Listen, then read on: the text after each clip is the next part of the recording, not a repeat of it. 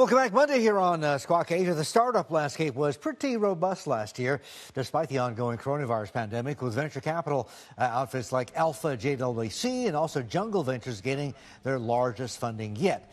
According to Bain & Company, the consultant, Southeast Asia is going to produce at least 10 new companies with a market value of more than $1 billion each.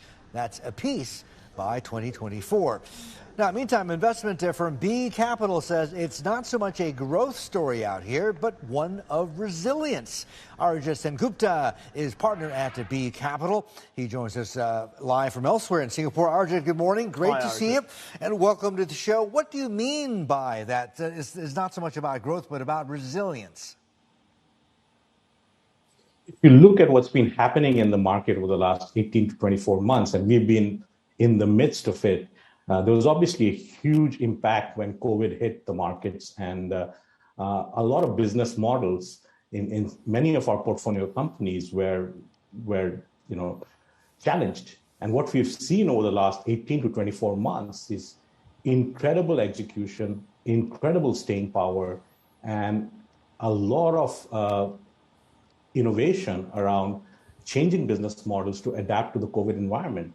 And that's reflected in many of these companies generating huge amounts of funding, growing tremendously over the last 18 to 24 months, and creating a huge new year in 2021 in Southeast Asia.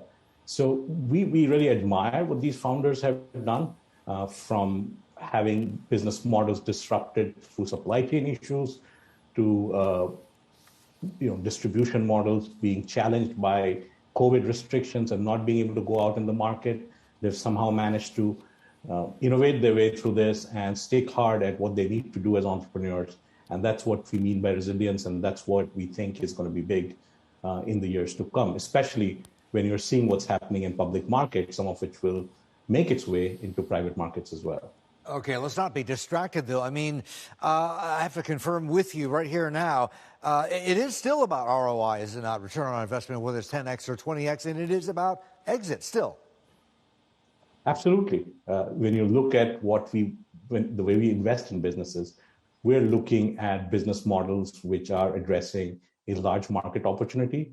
They have a disruptive technology at play, which is creating a hugely different customer proposition.